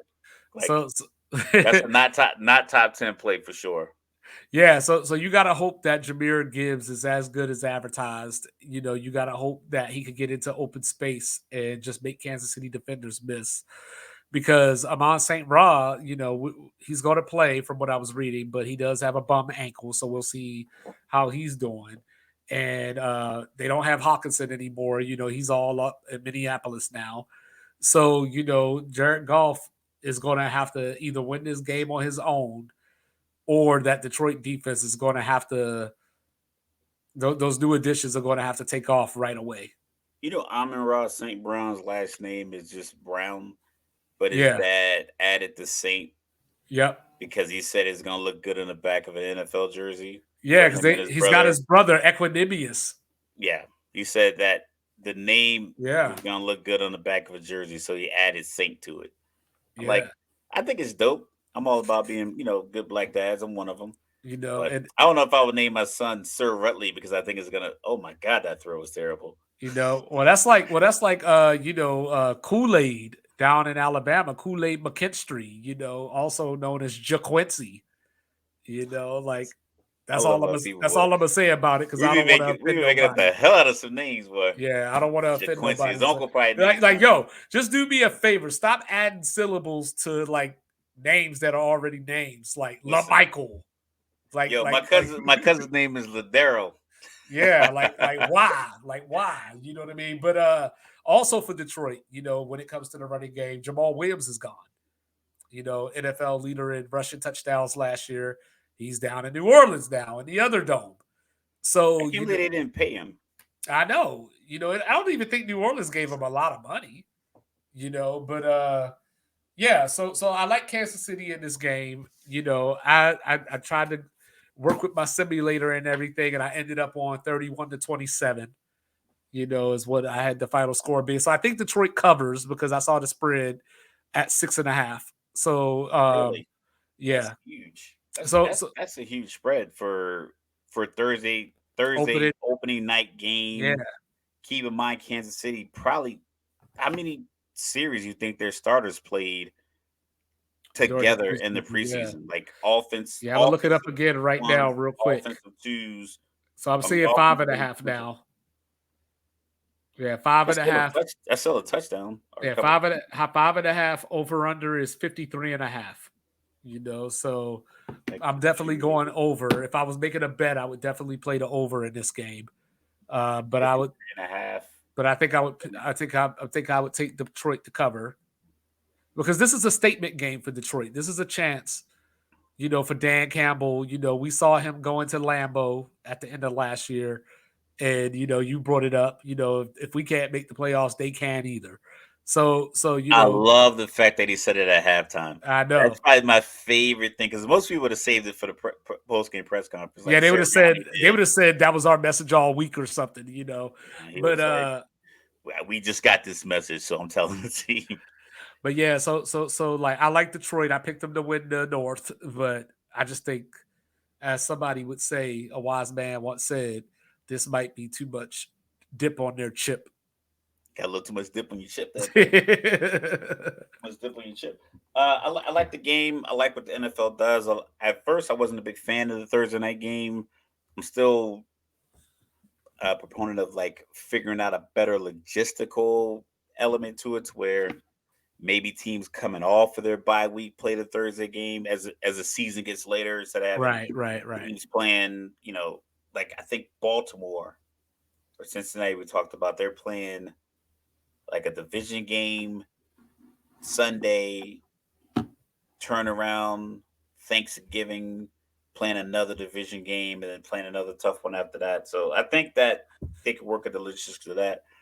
But I like the whole Super Bowl champ coming out, playing their home game. I remember Baltimore couldn't do it because they had a baseball game I the same wish. year, so they ended up playing their opening game against Denver in Denver, which I was think weird. what I would like to see, and this is just me, of course, 2-5.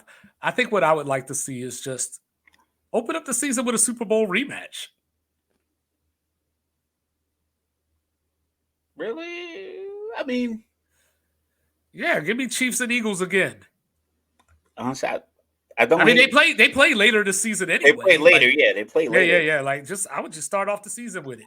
I don't. I think the intensity would be like if you had to go intensity 1 through 5. I think an Yeah, opening like it's probably like 3.5, 4 because guys are ready. I think a Super Bowl matchup. I think it's a guaranteed 5. Like you took a ring from us, and then you have to combat that with we took a ring from these guys, or they think that our ring belongs to them, they think and that they the think field we took took the it from them. We think the field, the turf that turf monster, the monster. grass monster, tripped them all up and took their ring. Oh. So I think, yeah, I like that. I like that idea. Yeah, I I like mean, that a look at the lot. NBA, right? We got Denver and LA, Western Conference Finals rematch, you Yeah, know. I mean, obviously Suns and Warriors was for a different reason, but yo, the NBA they love that stuff, and the NFL is getting on par with it. People talk about the NFL losing its ratings, and oh, we don't listen. We gonna watch. We talked we going to football watch. Oh, since we hold on. Who started you, who this you picking to podcast. win? You picking Kansas City to win? I'm gonna go with Kansas City just because that was my original, pick that I went with. Yeah, yeah, yeah. It wouldn't surprise me if Detroit won because I think Detroit's a little bit more whole, Uh-huh. especially because like I'm banking on Kelsey playing, Right. banking on Kelsey playing, and you talked about the young secondary. They're young and fast, and all they know is success. So that could be another thing. Is like they don't know what a bad season in the NFL looks like because Right. they have 15, they got 87, they got Andy Reid. Eric Bieniemy not being there would probably hurt most teams. Like, but the fact that it's Andy Reid's system with Eric Benet, not Eric Benet, Eric Bieniemy seasoning on the system that he And they took to got Nagy, Washington. you know what I mean? So it's still a dude that grew up in that Yeah, system. grew up in that system, knows the Or language, and is it he Nagy or is knows it Nagy? at Matt. I think it's Matt Nagy. I think Matt Nagy just flows better, but it could be Nagy. Like Yeah. the Kelsey, I guess their last name is pronounced Kels, Oh, yeah, that but sounds they stupid. just yeah, so they just keep going with Kelsey. I remember my So man Keenan McCardell. yo, I remember, yo, Jacksonville's like it feels like they're a new franchise. It was like I watched some old non HD left handed Mark Brunell footage, and they played against John Elway. I'm like, they've been around that long? Hey, you remember what they did to Marino? Did they 62 to retire him? 7 in the playoffs, 62 to 7. I, it was The best 1 year quarterback ever. when we when we were gonna get Carolina versus Jacksonville in the Super Bowl. I I think they know. I both wanted were in that so championship bad. games. Yeah. And I was thinking like, yo, that's crazy. Two expansion teams could play in the Super Bowl, and I think Carolina I wanted ended that up so bad. winning out, Yeah, I and want to say Jacksonville that. lost. Yeah, I want to say that was the That was a year where the kicker kicked it out of bounds and Tom Brady got it at the they got the short field for Vinatieri to go with it because he's the luckiest of all time. God, you sound just like him. I've been practicing that a lot. Yo, like I like listening to these other podcasts. Like I get the clips. Like I'm saying, we're gonna like I said, we're gonna start doing our shorts and stuff like that, and start adding, just start Yeah, bolstering our how Yeah. much material we share with you guys. So like, just bear with us. Like I said, thank you everybody who's currently a fan. But we're gonna start getting to that. Um, Gilbert Arenas has great clips. Him because he has Rashad McCants. Pat Bev was on there. He Yeah, normally Kenyon has Martin. Kenyon Martin's on there, and he has what's the other? It wasn't Jeff T. Brandon Jennings Yeah, Brandon Jennings. and Yep. Pat Bev and Rashad McCants. They were going at it because they had like a personal beef, Right. like from a workout when they both worked out for the Lakers. And he was like, "Yo, I ain't have to do all that. They opened the door for me." And he was like, "That's your problem." He's like, "I had to," and Pat Bev was like, "I had to kick the door in. Like that's why I'm still in the league. Like that was your problem. You would have stayed in if you." And then he says something about let me because Chris Cants wears a crown, Yeah. and he was like, "Let me get that crown to see how light it is." And Rashad McCants obviously not paying attention. It was like, "Oh, he want to be me. He want to wear my crown." I was like, "Dog, you didn't even hear What he said. that Yeah. he Yeah. insulted you, but Yeah. all you heard was this He want the this this crowd. this validation that you're trying to seek through these Yo, I actions." had such high hopes for him coming out of college, and like it just all went wrong. Like I think there was some mental health stuff in there. He was doing like theater or something at one point. Yeah, Apparently. from what I could gather, it just seemed like ego. He Yeah. just like because in that conversation, even though that conversation was probably only 2 or 3 minutes, sometimes that's all you really need to kind of gauge. Like, okay, this is where it went wrong for you. Like, you ever talk to someone and they tell you about how their relationship went bad, and you listen to how they talk about it and like the words they use to describe, and the tone they use to describe their actions versus the tone they use to describe like what's happening is like, well, Yeah. I can see where this went sideways. You're lacking a little bit of self awareness, and what Pat Bev was saying to him was like, "Yo, I had to work. I had to come from overseas," and he was like, "Man, we won't worry about some dude coming from overseas." Like he was talking about Pat Bev. He could have said, "I wasn't worried about you coming from overseas because I was secure in my spot because I worked XYZ." He was Right. making it seem like, oh, they already had a spot for me. I did the workout as a favor. Just this real braggish. It's like they could have gotten anybody to do the workout if it was a favor. Like you were Right. working out for a spot, but Right. you want to make it seem like because you had an agent and the agent put you onto this. It just was like you could just tell in that conversation that it was less about talent and more about just drive. And Yeah. people can see that. It's like everybody can't be Kobe. Yeah. We get it. Everybody can't be Kobe, but you can tell when someone is nowhere near the level of drive you need for your team. And I think that plays a lot of guys because it's a lot of guys that should. I think DeMarcus Cousins is one of those guys that should have gotten more of a shot. He got injured because he was on Mhm. his way to getting like He $100 million got contract, injured a few times but he got injured when he was about in to his sign. contract year. Yeah. Yeah, he's about to sign a good deal. Him and Anthony Davis were together. Like I would have loved to have seen that for another year or something. Yeah, but New Orleans would have butchered it somehow because Yeah, they probably would do. have. Um, But yeah, like, but no, there's always these cautionary tales. I mean, Brandon Jennings was one like that, when he got hurt, where he had the 55-point game. He came in the league calling out Ricky Rubio and then like just fell off the face of the earth. uh, Isaiah Thomas don't play injured. He was on his way to get $100 million deal. Back up the Dennis Brinks Schroeder, truck. Dennis Schroeder should have signed his 84 million. Dummy. Who? Victor Oladipo should have signed his Dummy. deal. Uh, so it's just sometimes you need, like, fortunate for me, my See, pops. and he had it right there. He had a game 7 in Cleveland. What I'm saying? He had the chance. Yeah, everyone has a chance. No, not Rashad McCant's team against the Nuggets. Yo, Lebanon versus Denver, world champion of what? Another thing, I don't understand why Noah Lyles said that. Like that's my. It's like you just achieved your own personal, like the premise you put out there. Like, yo, I'm gonna Right, win all right, three. I don't want the focus to be on anybody else in that moment. I'm right. talking about me, my 100, my 200, and the team 4x100. Like that's all you need to be said. You were gonna get the buzz because you are, quote unquote, the fastest man in the world as But he world wasn't gonna champion. get the But buzz. that's the thing. Like he was gonna be talked about, but he wasn't gonna get what he got. Yeah, but did it get him anything? Like, it's not gonna get him a sponsor. I You mean, I think don't Nike? know. I mean, he's been being talked about for like 2 weeks now, like versus 2 days.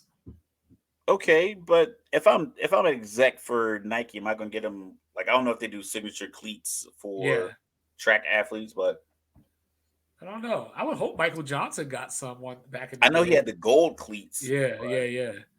But you but then know, he like, pulled up against Ben Johnson. but that's just what we roll with nowadays. Like you're just trying to be viral. You're trying to be the talk of conversation or whatever. You're trying to be Like I relevant. said, and we worked, we did it. Like I said, we shifted, get it off my chest to the front. Something if something real juicy happens, we can really really get deep into it. But I mean, for the most part, people just kind of create these viral moments, like world champion or what. It was a great soundbite. Yeah. Uh, Drake Well, I chimed mean, in, you Drake don't see Lane. Man City out here calling themselves world champions for winning the Champions League or for winning the Premier League. I mean, cool. Man, Like, I look City's at it more like of a world champion than the Nuggets are. negative. Give me the Turkish champion. Let's do a Champions League around the world, every basketball league, and have them come to. They can go back to the bubble. They can play without fans, without hostility, just on Nope, that because same court where the king got his crown, got his damn respect, and we can see what happens. Because realistically, it's like, yeah, they are the like world champs. like all your best players are running over here to play. Yeah. I remember when I was stationed in Germany, football, like they had tackle football, but they had a rule like you couldn't have more than three Americans on the field at one time, like on your team, because it's like the three Americans, defensive linemen, two DNs, and a linebacker can destroy an average, football team learn how to play football because that's not their sport. I remember women's softball. The American women's softball team was beating the world so badly they took it out the Olympics. Yeah. It's flat like that's if you're gonna talk about an Olympic sport, that's more of an Olympic sport than badminton or ping pong. But the women were beating the world so bad Yeah. that they take it out because certain sports we have and they are the world champs. So football, world champs. Yeah, like we NBA world shouldn't beat champ. them in cricket. Baseball, it might be a little bit because a lot of our players are from The Dominican Dominican, Republic. Cuba, yeah. Yeah, so they might, that's why they had a World Baseball Classic, but that's more of a crazy thing to call themselves world champs because it's like, Well, yeah, a lot of it. well, that's why I had brought up when we were talking about the NBA end season tournament or whatever. That was something that I had brought up. Like, you know what I mean? I thought initially before we got the details of what it was going to entail, I thought it was going to be something like that, like kind of like a mini FIBA, or No but one's actual gonna watch it. but actual real teams versus like the national teams or whatever. So you got the Denver Nuggets versus the Turkish Nuggets versus the Ireland Nuggets, and they're all playing the champ, like all the champions from around the world. Yeah, we're not the names. We need the names. Yeah, I People. know, but like That's why the Christmas Day games are over there. That's why I the still Knicks don't are like it. always. I still don't like the tournament. Like, I mean, I guess I got to wait for it to happen, but I You still got don't to like see it. it because I didn't like the play-in when it first started. I still don't like the play in, but I don't like. I mean, I like the play in just because it's more basketball. Like it's basketball for me to watch. But you know what I mean. But I'm not But necessarily a fan like I said, because like you're the one that's always complaining about. Well, all the league makes the playoffs anyway. So like oh no, like no, I just think it's like it's for argument's sake as a player who wants like a certain amount of money. I don't think you can use the playoffs as your piece because it's like, well, 66% of your league makes the playoffs. You got to have a different thing. hey, you think if the Like, Lakers would have lost their play-in game to the T Wolves, people would have still said like LeBron made the playoffs? I think so. I think people Because the still. stats don't count. I think. I think people did. Wait, hold on. The first year in the play-in, they they beat, and then they lost to Phoenix, and that's when his the AD groined. Right, Because at right, first right, LeBron wasn't he didn't care about the play in until the Lakers were in it, and then he was like, I fucking hate this. Whoever came up with this needs to be fired. right, right, right. And then he was like, nah, so it comes and goes. It's just sometimes when you're that polarizing, should you say people can remember? Because at first I thought it was dumb. I thought like, listen, 1 through 8, you make it. But then I started thinking about living here and wanting to go to games. It's like, Right. well, it should be a little competitive. Um, in Miami, making it over to the NBA Finals kind of gives the play-in a little bit more credibility, Uh-huh. whereas they I probably mean, wouldn't yeah, the have Lakers made the before. conference finals. Lakers made the conference finals. Yeah. This in-season tournament, though, I mean, it it's better get nothing. the It's viewer. just It better get regular the season viewership. games. It's not even a tournament. It's just regular season games that you put in a format. No, but they play the tournament in Vegas. No, I know, but it's still like the regular Yeah, I think season. that's the same. I think that's the same way every league does it that has that kind of thing. Like, it's That just has that kind weird. of in-season tournament. They use the regular season matchup Well, points like, to well, get like people in money. college basketball, they have like the Maui Classic and the Battle for Atlantis or whatever. That's like 6 to 8 teams that participate in this tournament. But they You selected know, those teams. no, It's I not like know, but it yeah. wasn't based on like merit though. It wasn't like, hey, you guys won your conference last year. Why don't you come play in this tournament? It's just like, hey, we got to fill up a spot on ESPN. Why don't we get Kentucky to come? You know what I mean? Whereas with the NBA, like, I don't think have it referring to it as a tournament. At least I would like to think isn't going to just make more people watch it. I think the play-in, the the the pushback people have for the play-in originally, and now we got 3 or 4 seasons worth of data, at least three, Something right? like that. Yeah, yeah, 3 or 4. yeah, So they're looking like, well, we added this piece to it. It didn't drive people completely crazy. Let's see if we can get this other bump because they probably were just lacking simply because they use the same. They're using the same faces on every marquee. All these guys are going on the same team. So the Lakers, you get AD, LeBron, obviously. Then you have the Golden State marquee. You need faces around like the New York City marquee. Like Jalen Brunson's a good basketball player, but his face on a marquee isn't as polarizing as Carmelo Anthony's face. yeah. But they You got Julius Randle. cut it out. So, so I mean, I think they just need to find other ways to just fill in this time and like maybe people will be into the tournament. Guys are competitive enough. We've I mean, seen I like the think off season videos and off season workouts when they're playing up here in New York at Lifetime the, Fitness. the thing that I think would help the tournament be successful is that you could just make it a destination thing. Like you and your homeboys could just get together, and be like, "Yo, let's go to Vegas or whatever," and you're seeing this game. But as far as like being a TV product, I don't see how it pushes some kind of It'll be needle. the only thing on, so that's one thing. It was going to be the Yeah. only thing on, even if it wasn't. Like, you know what I No, mean? like Like, it's for still instance, NBA. like on the NBA Tuesday night, you got Orlando playing against the Wizards. You got Lakers versus Clippers. You got Sixers I'm gonna versus be watching Duke Milwaukee. against Kansas. How about You that? know, so you have all that. So when you have the actual tournament in Vegas, it's going to be the only game on.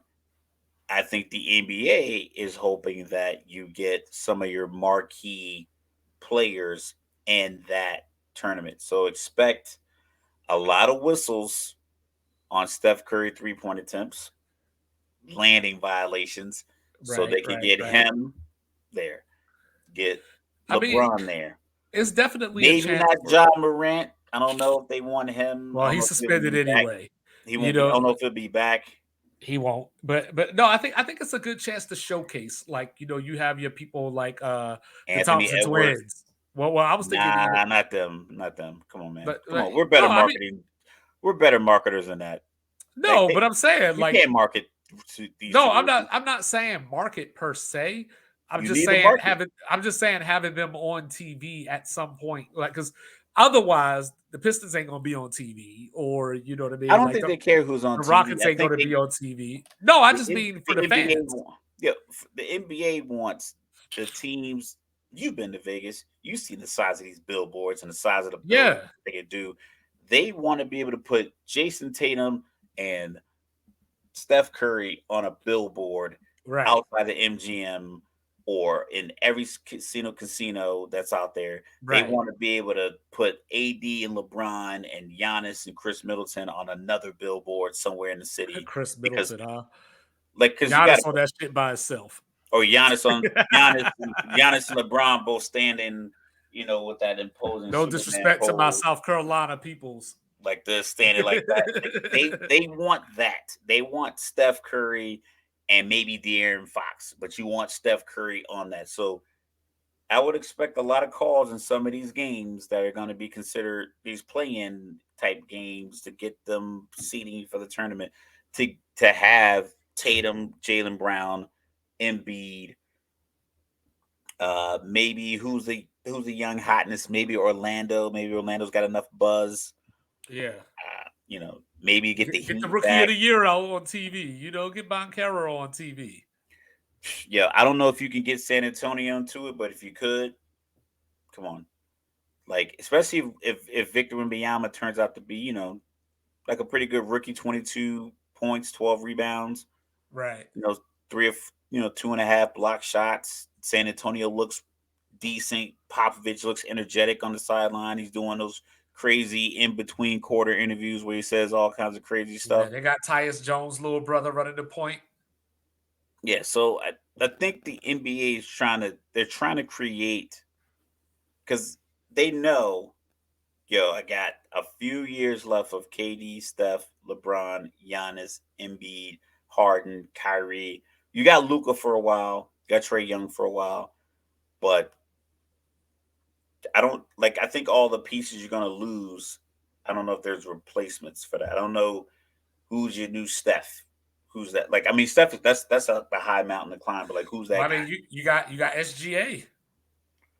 I mean, he ain't gonna do it the same way that Steph looks, obviously. But I'm Is just his saying, like, personality big enough? Is it hey, he said get he him? wasn't playing the All Star. He wants some more money for the All Star games. Like, Yeah. So it's like, is he? Can you send him to China and sell out arenas there? Because you could drop back in the day. Remember, they could drop Kobe off. They could drop Dwight right, Howard off. right, They could drop right, Steph off. LeBron, you just drop these guys off in China. Be like, yo, LeBron's here, and then like people just come out and just watch him shoot. He could do his warm up routine, and everybody like the arena would be packed. right, Do you have that? Anthony Edwards is a guy I think they should have him on TV a lot. right, Minnesota should figure out how to keep the team together. Don't make any drastic, crazy trades. Just keep that team together because he's funny. He's funny. He's personable. Like I saw a video the other day, and the guy was like, I think it was from a few years ago. They were like at a hotel room, like some kind of basketball AAU trip or something like that, like or like post, like maybe pre NBA draft trip. And he was like, "Who's the toughest guy you had to guard?" And he was like, "Oh, Cam Reddish." And then this other guy said, "Yeah, Cam gave." He's like, "Yeah, Cam gave me 44." And then Anthony Edwards made his face. He was like, "How much to give you?" He was like, "Listen, I wasn't guarding him the whole time, but he gave our team more than 44." And it just was like his personality. You could just tell when he just kind of like he was like eating like some peanuts or something. He was like yeah. 44. Okay. He's like he gave us more than that. So it See, just that's was like another that kind of dude. personality. That You was got to another put him on dude. He TV. was he was supposed to be this great shooter, and I don't think I ever seen him make a shot. And then, but then, like as the draft came, they started comparing him to T Mac and everything. So, like I Cam don't know. Reddish. Yeah, so I don't know where it all went wrong for him. Like I was never sold on him, but I just everybody else seemed to like like when they were doing the thing, they were like Zion, because he was on that team with Zion and RJ Barrett. And Yeah. there were people that were like, "Yo, he's hands down going to be better than R.J. Barrett," and like he might not be better than Matisse Thybulle. maybe some guys just need their shot. They need to be in the right place. Yeah, maybe, saying I'm not giving up on them yet. Because I mean, these dudes are young, you know what I mean? Like, that's the thing. We talked about that with the quarterbacks. If they don't come hit the ground running, we give up on them. But I mean, Cam Reddish, maybe one day he could average 16 for somebody, and be an instrumental part of a conference finals run or something like that, and Just right. Listen, man. somebody will pay him. Every young athlete that gets drafted to the league needs to sit down and talk with Tony Dungy about how to be successful in the league. Because Steven Jackson told a story that after the Malice in the Palace, he said Tony Dungy came to his house, Yeah, sat down, talked to him, was like, "Yo, like this is your opportunity, and it get taken away very quick if you continue to do stuff like that. Like he's like, you can still be you, but you got to recognize that it comes with consequence." And right, I right. think he balanced it out. Like I think he's still authentic. I think he's still like mad at the world, and he'll say whatever about whomever. But he still knows, like, all right, I got to still keep this podcast afloat. I still got to, keep it authentic. Like the most gangster shit I've heard anybody do when he left his girl at the altar because she wouldn't sign the prenup. Yeah, Was like he was like, "Listen, you ain't gonna play me." I was like, and people was like, "Oh, that's so shallow." I was like, you had it for months. You had this document for a while, and he was like, "Listen, she kept putting it off, kept putting it off," and I was like, "All right, you keep putting it off, and I'm gonna be off." right. He took off. So, but sometimes you might just need the right space, right opportunity, or maybe your career is a lot like D'Angelo Russell, where you're a bit of a like a hired gun. You go somewhere for a couple of years, you get traded.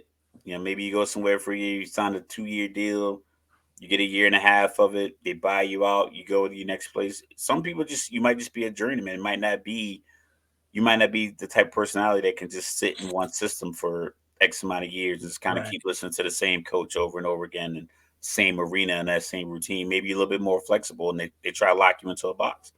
So I mean Yeah. it's the talent level that these guys have, it just kind of baffles me that a lot of guys don't get.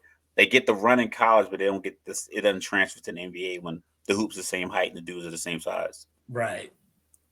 Yeah. So, we'll see. We'll see what happens. Like I said, I'm not on board with it yet. We'll see what happens when we actually see it planned.